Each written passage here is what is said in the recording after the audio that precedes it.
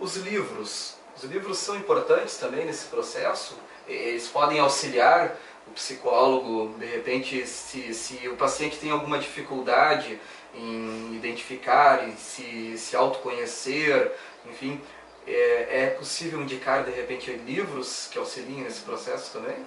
Sim, é possível indicar livros, né? Porém não livros, digamos, científicos, da própria técnica da psicologia ou da psicoterapia, né? Mas algumas leituras são importantes. Aí é importante analisar o tipo de patologia daquele paciente, o tipo de dificuldade que ele tem, né? E qual a literatura que poderia acrescentar. Em alguns casos pode ser importante, sim. Quais são os fatores, ultimamente, que mais têm atrapalhado a vida das pessoas, que mais têm deixado as pessoas confusas ou enfim, necessitando, literalmente, de uma ajuda?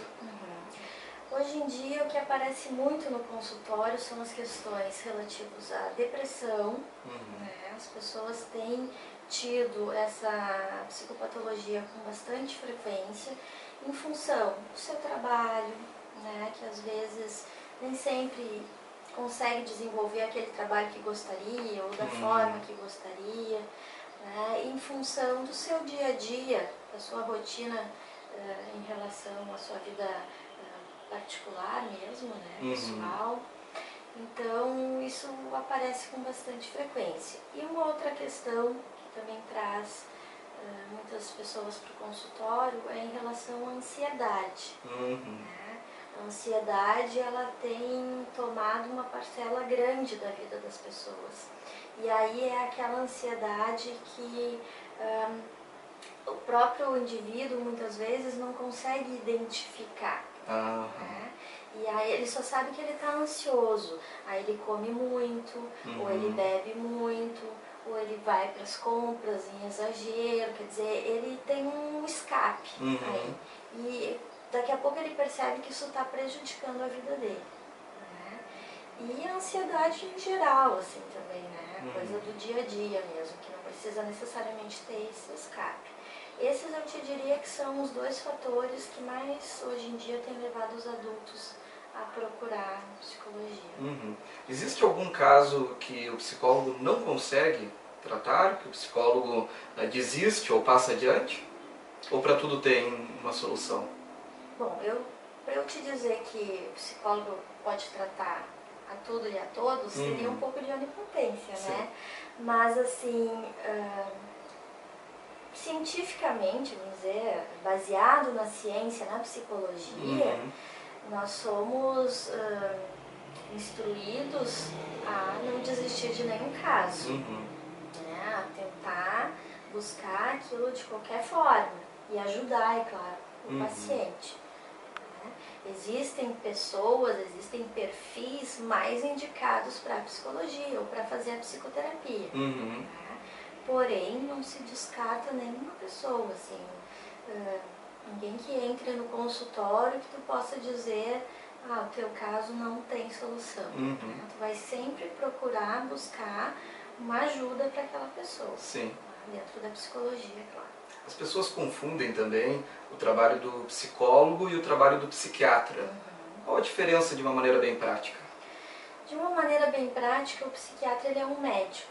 Né? Sendo assim, ele vai poder receitar, medicar aquele paciente, né? E não necessariamente fazer psicoterapia. Porém, alguns psiquiatras se especializam nisso e também têm condições, junto com a medicação, de fazer psicoterapia. Né? O psicólogo, ele não é um médico, portanto, ele não tem habilitação para medicar nenhum paciente. Né? Ele vai trabalhar puramente com as questões internas, com a fala, né? Ou em determinados momentos até o próprio silêncio do paciente para poder falar algumas coisas, mas assim, é através basicamente da troca através de uma conversa. Né?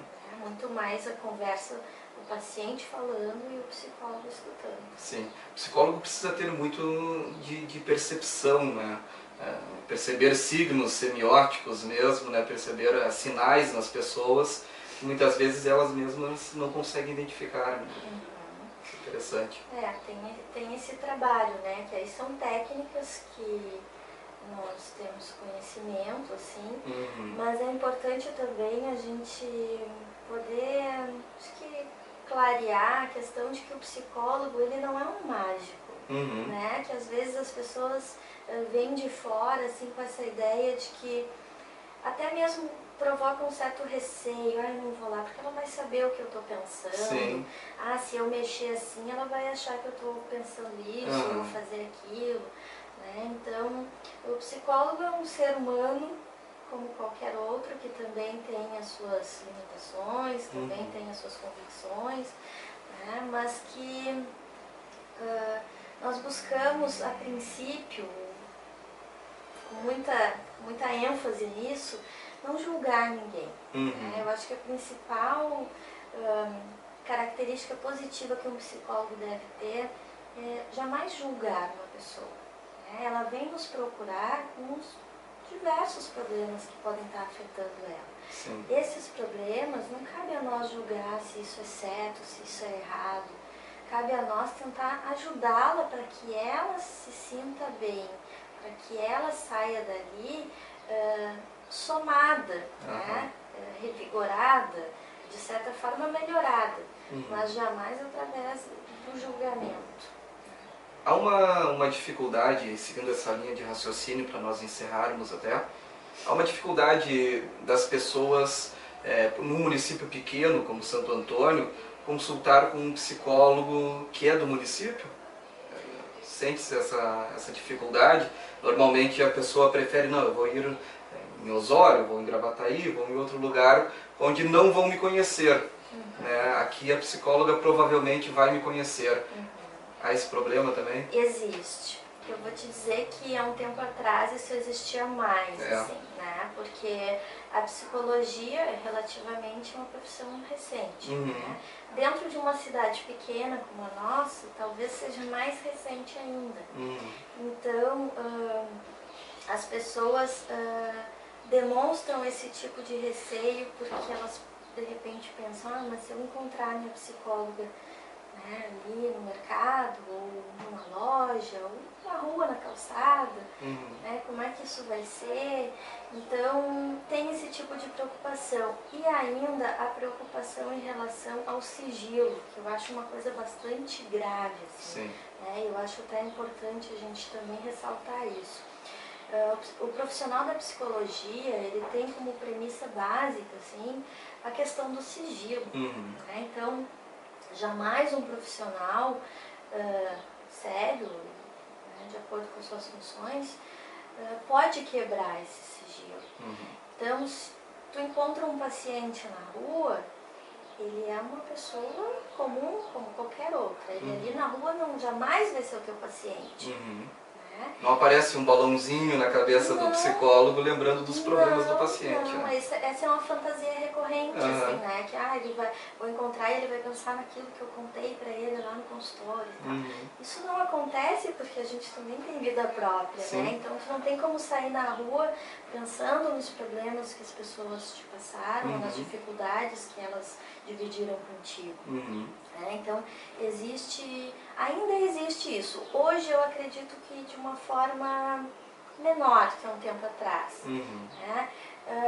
Eu acredito que isso se deve também muito à postura do profissional. Né? Então, assim, aqui na nossa cidade, eu sou formada há 8 anos, sempre trabalhei aqui em um outro município próximo aqui. E nesse tempo eu já encontrei muitas pessoas que eu atendi na rua, assim.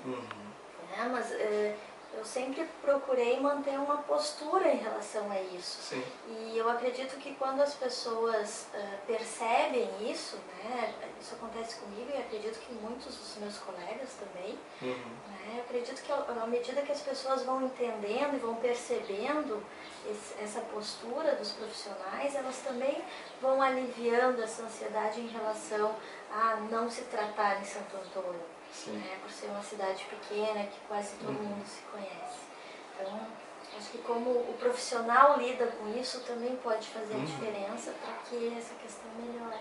E até porque com as redes sociais, hoje em dia, todo mundo se conhece, não tem mais esse limite geográfico, territorial, né? Sim, sim. Bom, Fabiana, muito obrigado pela tua atenção, parabéns pelo teu trabalho. E nós retornaremos aqui, certamente, para mais um bate-papo sobre psicologia. Obrigada a vocês.